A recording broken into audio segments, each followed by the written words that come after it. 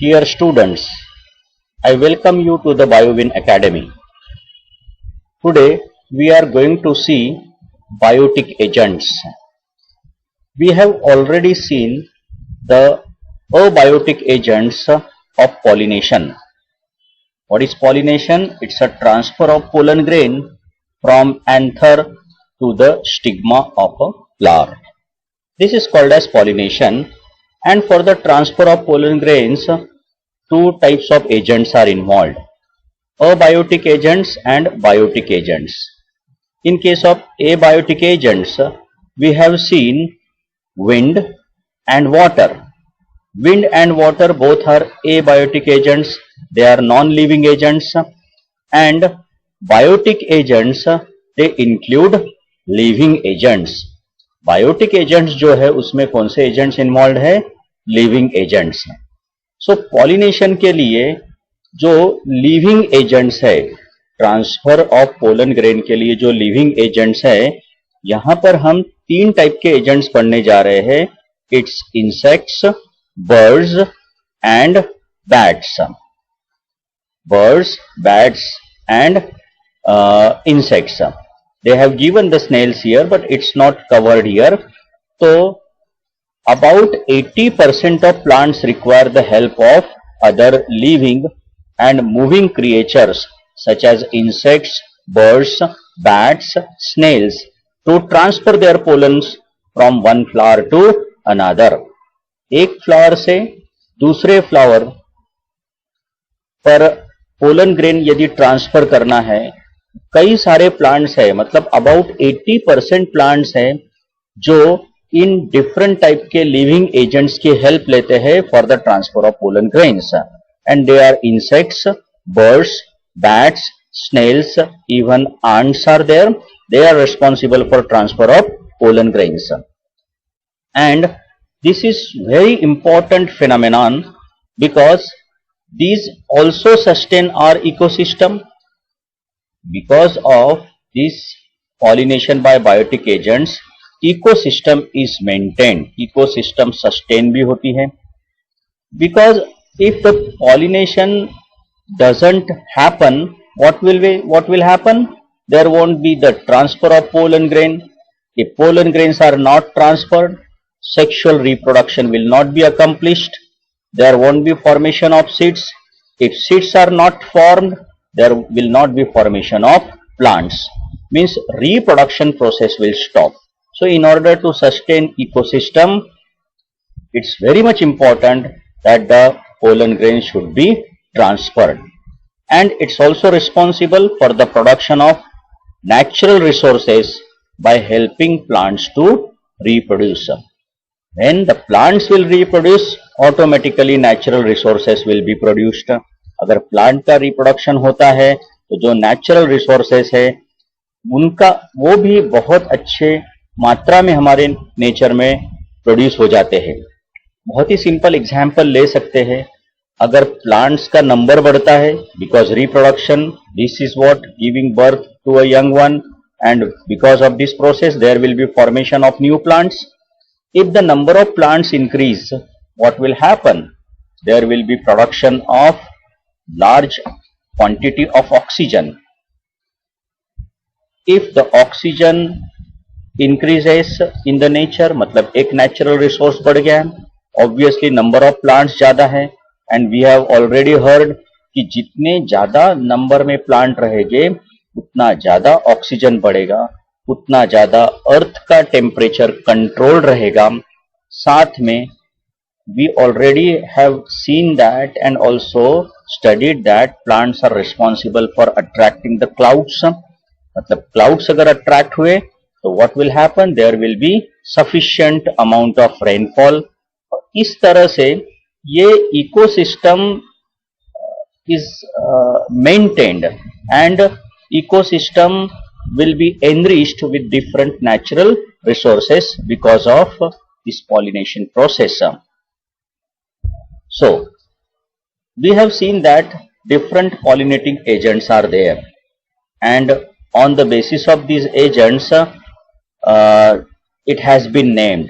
जैसा अगर इंसेक्ट के जरिए पॉलिनेशन होता है, मतलब pollen grains are transferred with the help of insects, that kind of pollination is called as entomophily. उस पॉलिनेशन को कहते हैं एंटमोफाइली और entomophily, pollination by insects. And pollination by birds, it's called as ornithophily or ornithophily, and pollination by bats, it's called as chiroterophily or chiroterophily. That we are going to see step by step. So first is what? Pollination by insects. Pollination by insects, it is called as entomophily, and insects के जरिए pollen grain को transfer करना, that is called as pollination by insects. It's what? Transfer of pollen grain with the help of insects, with the agency of insects. It occurs in rose, jasmine, cestrum. तीन अलग अलग type के जो plants है, रोज है, jasmine है, सेस्ट्रम है, इनमें जो ट्रांसफर होता है पोलन ग्रेन्स का वो इंसेक्ट्स के जरिए होता है. और भी कई सारे अलग अलग प्लांट्स है, whichever you feel suitable you can write that example. अब ऑब्वियसली अगर इंसेक्ट्स के जरिए पोलन ग्रेन्स का ट्रांसफर हो रहा है, if the pollen grains are transferred with the help of insects, so in that case there would be different types of flowers, और according to for the attraction of the insects, the plants will produce that kind of flower. There would be certain modification in the flowers of the plant. Entomophilous plants. Entomophilous plants यानी क्या? जिन plants में insects के जरिए pollen grain transfer होते हैं anther से stigma पर, उन्हें कहा गया है entomophilous plants. उन फ्लावर्स को कहते हैं एंटेमोफिलस फ्लावर्स, और वो फ्लावर्स में स्पेशल मॉडिफिकेशन होता है, and that modification is called as adaptations. So adaptations in entomophilous flowers, first adaptation is that they are large. Obviously insect उस फ्लावर में जाना चाहिए. सो अलग अलग इंसेक्ट्स के लिए अलग अलग टाइप के फ्लावर्स होते हैं, या डिफरेंट टाइप के फ्लावर्स डिफरेंट टाइप के इंसेक्ट्स को अट्रैक्ट करते हैं. So they are large, showy. showy मतलब attractive, and often brightly colored. often brightly colored, हम देखते हैं जिन फ्लावर्स में इंसेक्ट्स के जरिए पॉलन ग्रेन ट्रांसफर होते हैं, पॉलिनेशन होता है, वो ब्राइटली कलर्ड है, बहुत ही सुंदर कलर्ड होते हैं, कलर्स होते हैं उनके, शोई होते हैं. कई सारे प्लांट्स है, जैसा रोज है, जैस्मिन है, निशिगंधा है, बहुत सारे अलग अलग टाइप के प्लांट्स है, यू हैव सीन दैट. तो जैसे ही अगर हम चल रहे हैं मान लो, और आजू बाजू अगर प्लांट्स लगे हुए हैं और उन्हें फ्लावर्स लगे हुए हैं, तो ऑब्वियसली हमारा ध्यान उन फ्लावर्स की ओर जाएगा, उन फ्लावर्स की ओर हमारा ध्यान आकर्षित होगा. मतलब they are very conspicuous, they are very attractive, they are brightly coloured, and obviously उन प्लांट्स ने अपने फ्लावर्स को इतने ब्राइटली कलर्ड क्यों बनाए हैं? Why they have made so beautiful? Because just to attract the insects. Insects को आकर्षित करने के लिए, उन इंसेक्ट्स को अपनी ओर आकर्षित करने के लिए प्लांट ने काफी सारी एनर्जी खर्चा की है. किसके लिए? ब्राइट कलर उन फ्लावर्स में डेवलप करने के लिए, स्पेशल टाइप का फ्लावर्स का स्ट्रक्चर डेवलप करने के लिए.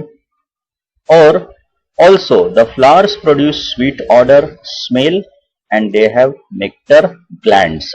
मतलब ये जो फ्लावर्स हैं, इन फ्लावर्स में नेक्टर ग्लैंड्स होते हैं जो शुगरी सॉल्यूशंस को सीक्रेट करते हैं.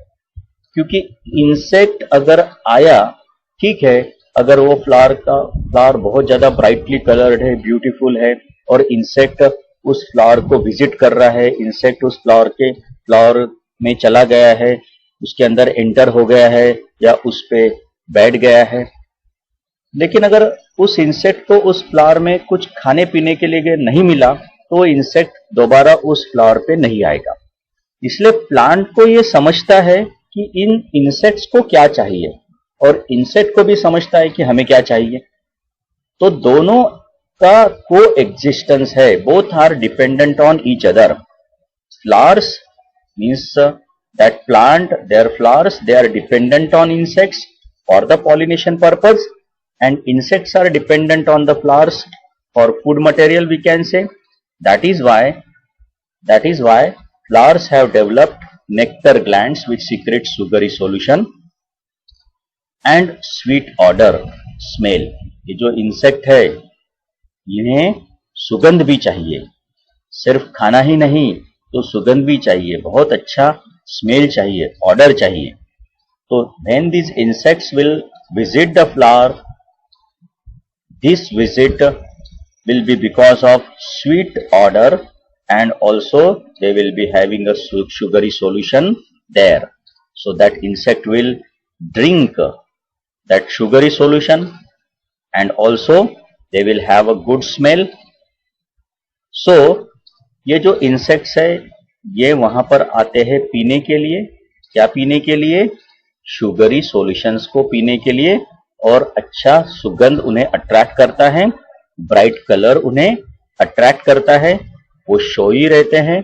They are large enough so that they can large enough as well as they are strong enough also to hold the insect, to withstand the weight of the insect. In case of entomophilous flowers, the stigma is rough due to presence of hair or it's sticky due to mucilaginous secretion. मतलब जो stigma है, carpel में जो stigma style और ओहरी होती है इसमें जो स्टिग्मा है ये स्टिग्मा रफ है due to presence of hair. एक तो रफ हो सकता है because of presence of hair, और इट कैन बी स्टिकी यानी चिपचिपा हो सकता है due to presence of mucilaginous secretion. जो म्यूसिलेज है ये म्यूसिलेज स्टिकी सब्सटेंस होता है. तो ये सिंपल एक एडाप्टेशन है, एक मॉडिफिकेशन है उस स्टिग्मा में, so that when the insect will visit the female flower which is having stigma,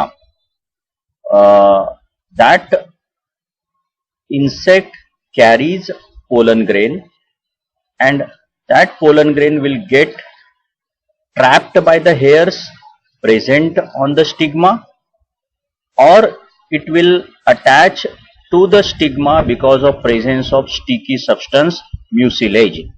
ये mucilage sticky substance होने की वजह से pollen grain उस स्टिग्मा को चिपक जाएगा, अटैच हो जाएगा.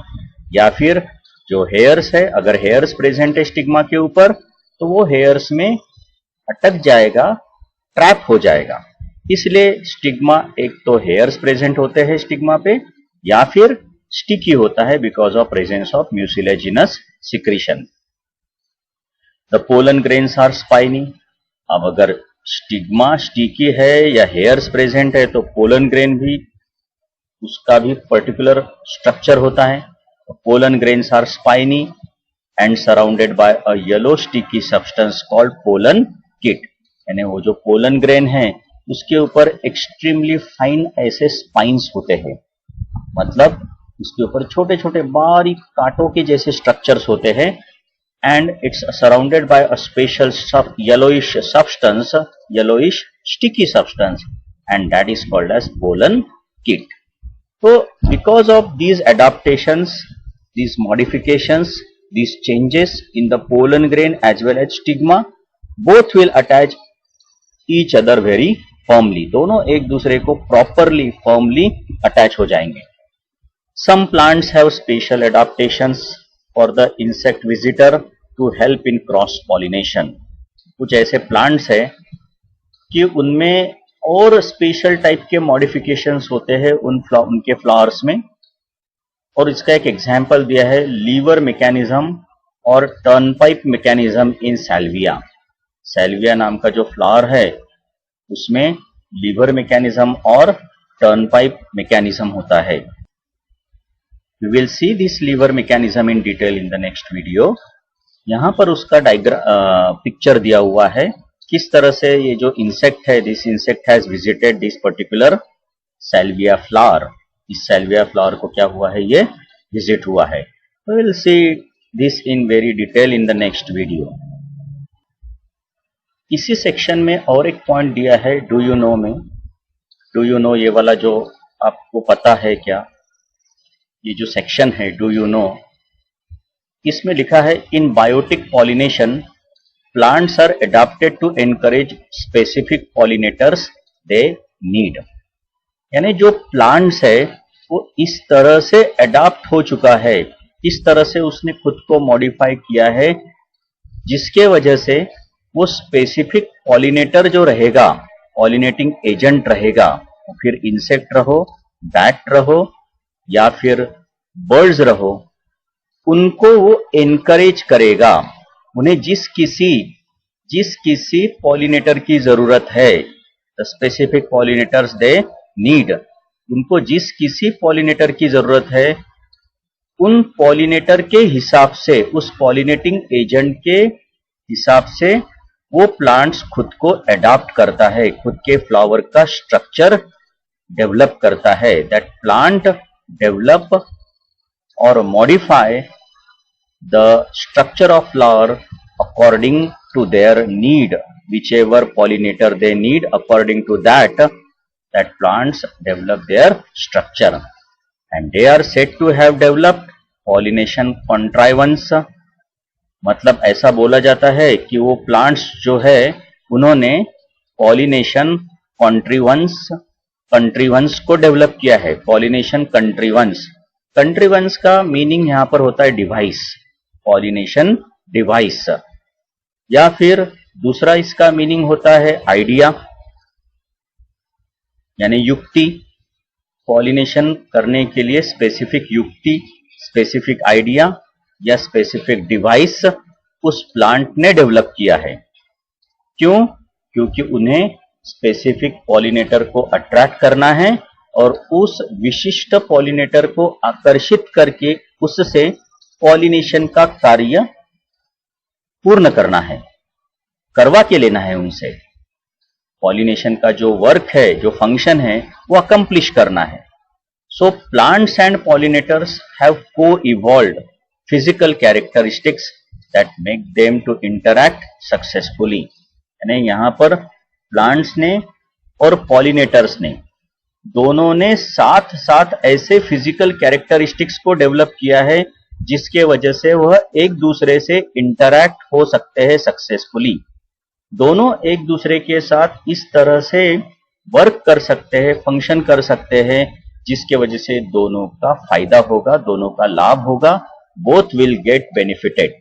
Insect will get nectar and at the same time, मैं इंसेक्ट की बात कर रहा हूं, यहां पर आप बर्ड्स या फिर बैट्स या कोई भी बायोटिक एजेंट ले सकते हैं। तो वो जो बायोटिक एजेंट है, वो जो लिविंग एजेंट है, that will get food material and plants will be benefited by transfer of pollen grain, that is what pollinations. So both plants and pollinators, they have co-evolved, वो साथ साथ विकसित हुए हैं, साथ साथ डेवलप हुए हैं। They have co-evolved their physical characteristics simultaneously that will make them to interact successfully. Such characteristics are considered pollination syndromes। In characteristics को क्या बोला गया है? पॉलिनेशन सिंड्रोम्स कहा गया है।